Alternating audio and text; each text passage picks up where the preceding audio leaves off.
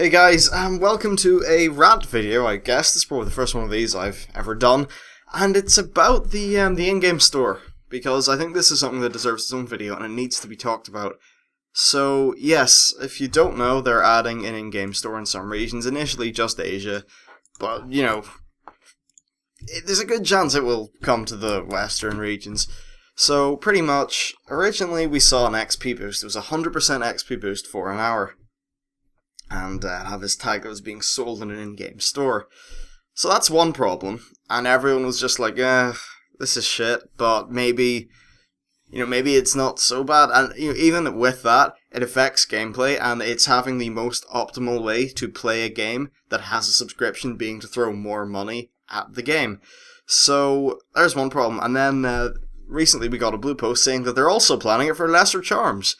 So, that's literally, you don't need to play the game as much to get, to be as optimal as other people, which is fine in a free-to-play game, because that's the idea of, when you buy things in a free-to-play game, you're saving yourself time because they're more grindy. Well, a pay-to-play game shouldn't fucking be like that. You should have the entire gameplay experience, the optimal gameplay experience being with your subscription. If they want to sell you sparkle ponies or some bullshit like that, then cool, let them do that, because it's only cosmetic. But to be selling stuff that actually affects gameplay... Now, back in the days of the Sparkle Pony, Blizzard said the one thing they would never do is sell items that would affect gameplay. What the hell do you think this is? Because it is affecting gameplay. Now, a lot of people have been saying, the lesser charm thing, like, it's fine, because there's a cap on them. In terms of you can only get 3 greater charms a week, or, Moku runes, whatever.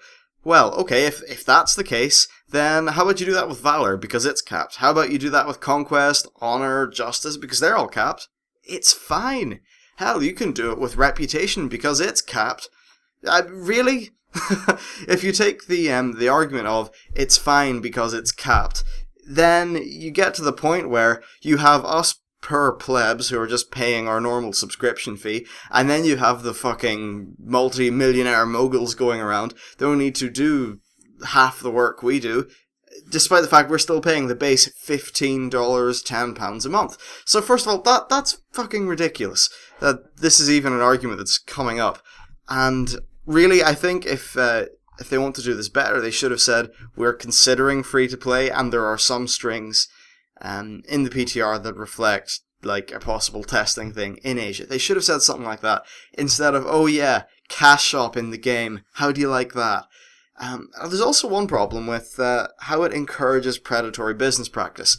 Now, Blizzard are usually a company people would, white knight and say, oh, Blizzard would never do that, but you know what? After Diablo 3, after some of the shit that they've tried to pull, they're not this sort of untarnished paragon of good game development. I mean, you look at BioWare's sort of fall, and okay, Blizzard is still putting out good quality stuff, and so is BioWare, but they're nearly analogous in some ways. There's no big acquisition or anything, but Blizzard, it's they're making less popular decisions. There's the entire Diablo sort of festival of terrible that happened with the Real Money Auction House, and that's just them trying to push further monetization into a game. This is what they're doing now, and they're really not handling it that well from a PR perspective.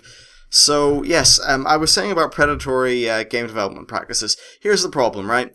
Right now, the two things that they're solving with, extra money are buying ways to reduce the time you need to spend doing something the players generally don't like. People generally don't like doing lesser charms. People generally don't like leveling new characters.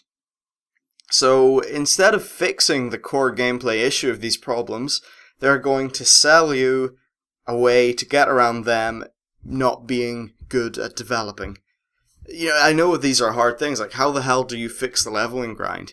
Well, I'll tell you how you fix the bloody lesser charm problem. You make them easier to get or something like that. But instead of doing that, instead of making a popular change that people think would be fair, they are selling a way to fix the problem.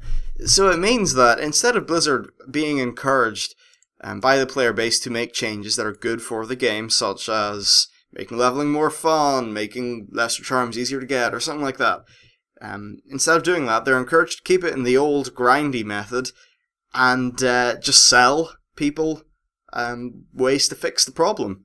You know what?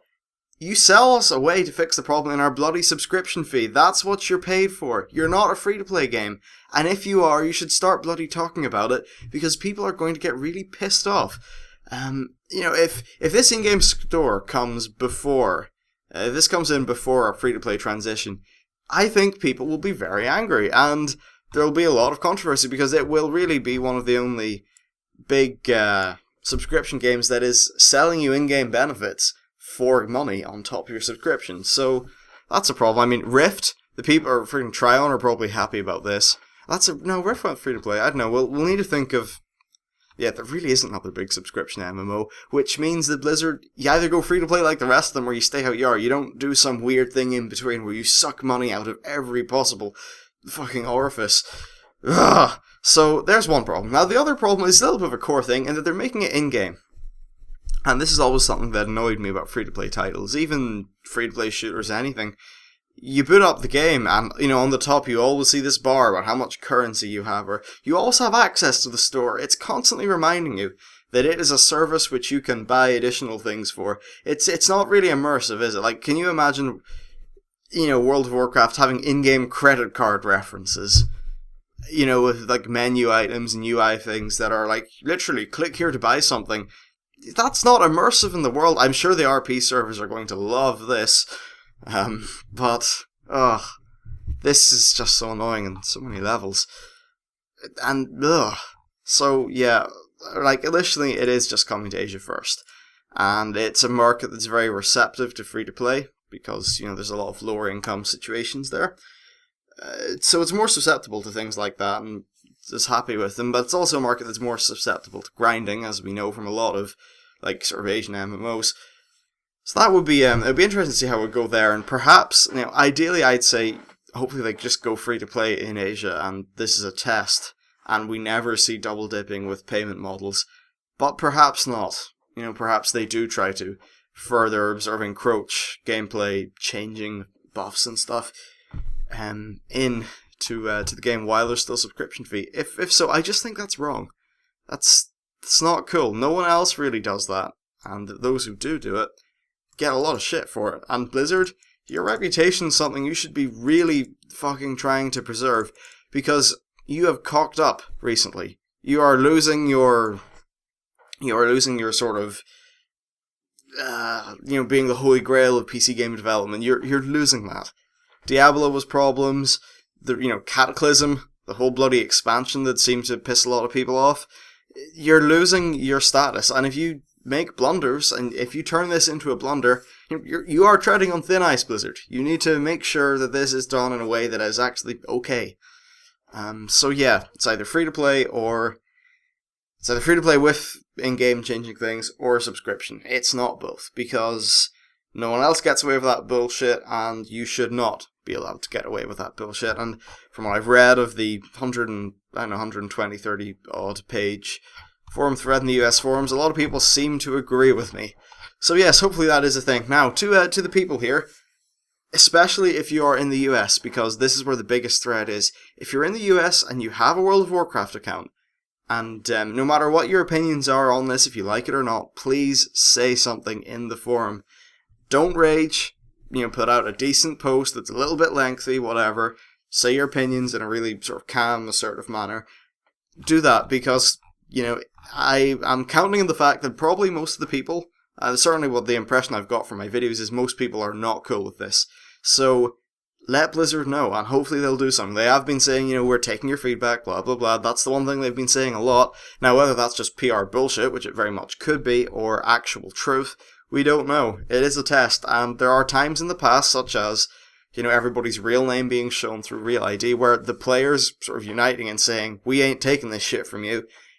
There's times when that has really changed the course of their development. So, yeah, do that. I will catch up with you lot later in a WoW Daily or something like that. So, yeah, thanks for watching. If you like, please hit that like button. And subscribe and all that shit, and I'll see you next time.